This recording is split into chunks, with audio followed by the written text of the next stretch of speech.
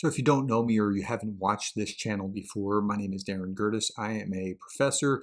I've been studying what's been going on in Ukraine since the early days of March. I've been tracking daily what's been happening in the war, and I do daily updates. So if you want daily updates, please subscribe. Okay, we're going to start here. So this is an article in the Jerusalem Post. 10 Iranians were killed yesterday in Ukrainian strikes. So Iranians were on the ground in Ukraine assisting Russian occupiers with their drone strikes. And some Ukrainians took out at least 10 of them in a missile strike, and that's what's going on there. It's reported in the Jerusalem Post because Iran is Israel's mortal enemy. Okay, there's also some movement in the United Nations. I don't know what'll come of this, but Iran's transfer of drones to Russia is a violation of resolution number 2231. Didn't say much in this article, but we'll see more to come. 10 drones were shot down in Mykolaiv region overnight. Now, some are shot down, but some get through. Some missiles are shot down, some are getting through. And it's probably maybe 4 out of 5 maybe getting shot down. But the 1 out of those 5, and if you shoot enough of those, they do tremendous damage. And they're really pummeling Ukraine right now. The Russians have severely injured Ukrainian infrastructure. Okay, Zelensky says, after another enemy attack, the world can and must stop this terror. He says the aggressors continue to terrorize our country. At night, the enemy launched massive attack, 36 rockets, most of which were shot down. But those that get through have crippled upwards of 40% of the power plants within Ukraine. Okay, so here, this is really interesting. Massive Russian strikes leave millions in Ukraine without power, and Russia orders KHERSON evacuation. So at night, the enemy launches massive attack, as we just talked about. Prime Minister Denis Hamill told a government meeting that from October 10th to the 20th, that's about 10 days, Russian strikes damaged more than 400 facilities in 16 regions. So, and that includes energy power plant kind of facilities. You can only sustain so much of that. Russia's trying to make everything go dark right now. Okay, in Kherson, the Russian installed authorities have ordered people to leave immediately. Now, I can't prove this, and I don't want to sound like a conspiracy theorist, so I'm telling you, this is my idea. I don't know that this is the case, but I believe that what they're doing is they're sending civilians over the river in these, they're being ferried back and forth, and I believe Russian troops will be mixed in with them in a way to evacuate using these civilians as human shields. Now, the Ukrainians won't fire on civilians as the Russians would have. I mean, if Ukrainian troops were trying to get away, they would just shoot the Ukrainian troops and civilians simultaneously. But that's not how the Ukrainians will roll. So it's a pretty effective plan, in my estimation, for the Russians. Russian installed authorities ordered all residents of the southern Ukrainian city of Kherson to leave immediately. Kremlin poured in as many as 2,000 draftees into the surrounding region to replenish losses. Another Russian-installed official on Saturday estimated that about 25,000 people from across the region had made their way over the Dnieper. In a Telegram post, Kirill Stremanov, and we talked about him a couple of weeks ago. Remember this guy? He's not really the brain trust. He's the Russian appointed official. He said, people are actively moving because today the priority is life. We do not drag anyone anywhere, which is a clear lie. It's obviously a lie, but that's what he's saying. Okay, so the Ukrainians recognize now that they have a small window of opportunity in order to be able to be effective in Kherson. Now, this is a map of Kherson. This land in yellow is what's been taken back in the last month and a half, something along those lines. And they can sweep down into here, and they can be pretty effective because you can't get tanks and other vehicles across the river. So the Russians have to get out, and the Ukrainians need to get down and sweep it. Now, everybody knows the Ukrainians are going to take this land. It's just a matter of how many Russian soldiers can they kill in the process before Russian soldiers can get across the river. And so that's what's going on there. Sergei Surkovin, he's General Armageddon. He's the new Russian general in charge, said he's going to have to make some difficult decisions. And part of that is the evacuation of Kherson that we were just talking about. Ukrainian soldiers believe that momentum is with them. They said that we have a window, and I think they're right. They have a short window in order to make something happen. But they need things. They need things like drones. So they have, there's a shortage of drones. Much of the Ukrainians' hardware is funded from outside of the state through crowdfunding. Imagine how difficult that would be, not only to fight a war, but to try to fight a war while you're trying to kind of fundraise in order to get the machinery that you need in order to fight it. That's just brutal. They've had up to 20 shot down or made ineffective due to Russian cyber technology. But we don't have any US or British drones, and we would really love to have some. Well, there's an answer. And here's your answer.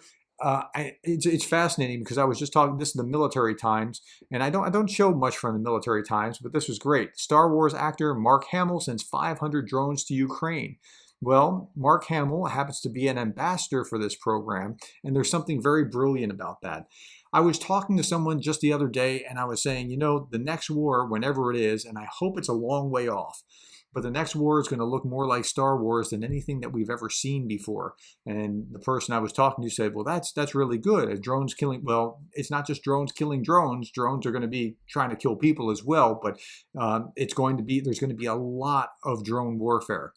Very simply, Ukraine needs some drones, Hamill told Bloomberg. They define war outcomes and they protect their land, their people. They monitor the border, their eyes in the sky.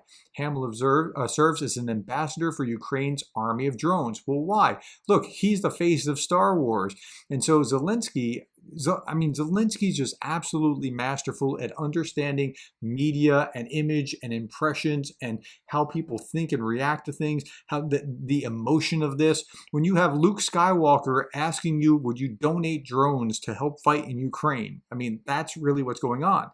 In this long and unequal fight, Ukraine needs continuous additional support, Hamill said. That's why I was honored. President Zelensky asked me to become an ambassador for the army of drones. Yeah, you know what? That is an excellent use of this guy who he's not going to fight on the battlefield. He could just give money, but he can also raise money for this purpose like nobody else possibly could. So this was an excellent use of media and communication resources.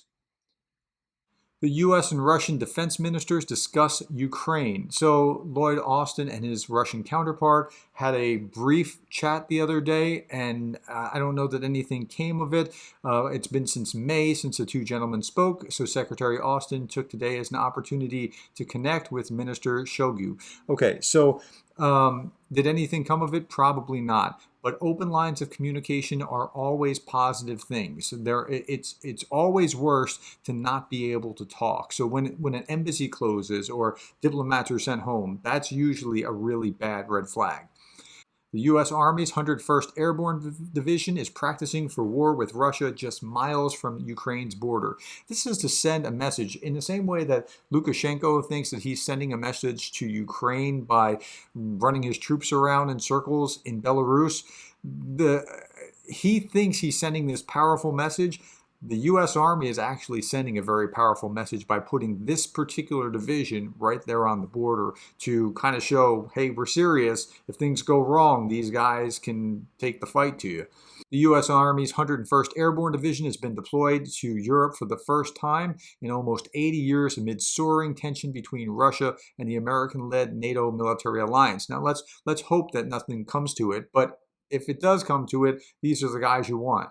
It's been a long ride to the very edge of NATO territory, only around 3 miles from Romania's border with Ukraine. So they're right on the edge of NATO's border where they're doing these military maneuvers, practicing their exercises, going through these drills. The tank rounds and artillery fire were real. The drill was meant to recreate battles in Ukraine's forces are fighting every day against Russian troops just across the border. The war games are so close to the border. They're a clear message to Russia and to America's and NATO allies that the U.S. Army is here. And then there was this comment by the commander. The commander told CBS News repeatedly that they are always, quote, ready to fight tonight.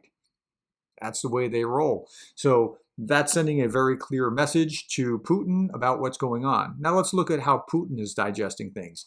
There was a really interesting article where there was an interview with a Harvard professor talking about like why Putin doesn't really want to go nuclear. Now he saber rattles about being nuclear all the time, but he doesn't actually want to get to that place. So Graham Allison's a Harvard professor, former U.S. defense official, and he's being interviewed. He said if Putin is forced to choose between humiliating defeat on one hand and escalating the level of destruction, there's every reason to believe that he chooses the latter. That is, escalating the level of destruction. So he's going he would rather destroy the entirety of Ukraine than lose. Okay.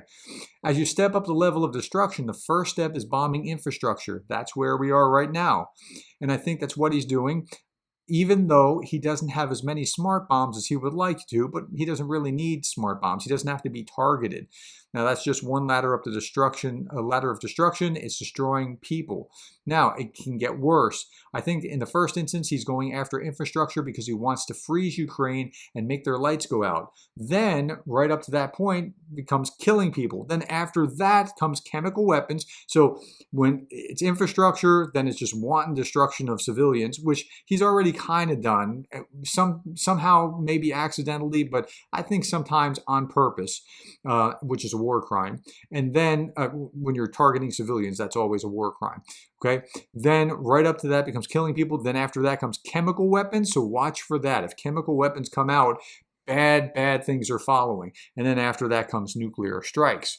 Okay, and there's generally an order to this. It's kind of like you don't just roll all the way to nukes right away. And I don't think he's going to use nukes, but okay, just hear the rest of the article. My optimistic scenario, and this isn't a very great scenario if you're pro-Ukraine, it's not very optimistic at all, but his optimistic scenario would be that in the next month or two, one gets essentially a stalemate, probably somewhere along the current line of control, probably within Ukraine, controlling most of what's west of the Dnieper and the other river there, near Kherson, and Russia controlling most of the other side. That the fighting declines to a low level. And that may very well be for the winter. It will be an untenable position to leave it there for Ukraine particularly, although Russia might be kind of happy with that. And at that stage, he said, Putin thinks that he has enough to declare that he's been successful. So he's got his land bridge to Crimea. He's taken some additional territory. So he says he's been successful. He'll probably start calling for peace. I just want peace. I don't know why these Ukrainians are warmongers. Right? That's probably what you're going to see. And then my story, this is my good news story. It would be that this continues for a year or 2 or 5. It can go on for a long time. It just depends on how badly Putin wants to keep doing this. Now, again, it's not just that Putin wants to do it, but Putin is being pushed by forces around him as well. And I talked about this in the previous episode. Putin's not really in control. There are hardliners and nationalists within Russia that want to, spill Ukrainian blood. And he can't just go, hey, I'm a loser. I guess I give up. I guess this was a miscalculation. He can't admit that. He couldn't say that if he wanted to. Putin's playbook in Ukraine looks to me to be taken directly from the communist playbook in the Baltics at the end of World War II, when they held sham elections, sham referenda. They annexed Latvia, Lithuania, and Estonia. Now, do you understand why Latvia, Lithuania, and Estonia are some of Ukraine's most ardent supporters? Because they've seen this movie before, okay, and called them the republics of the Soviet Union. The West, the U.S., did not recognize the Soviets' claim to these territories. Neither did the people living outside. And in time, they emerged as free states. But they really had to break away. They had to stand up to the falling apart Soviet Union in 1990 or so, 1991. So that's what's gone on here. I don't see a scenario where we get to nuclear weapons, and I'm very heartened by that. But again, we're speculating here, trying to use our best judgment to see what's going to happen. But I think he's probably right that this is going to be a longer war than any of us are expecting. So if you're thinking they'll be home by Christmas, pretty much every war they've thought they'll be home by Christmas until they weren't. Okay, thank you for your time. I'll be back tomorrow. Thank you for being the kind of person that cares about Ukraine.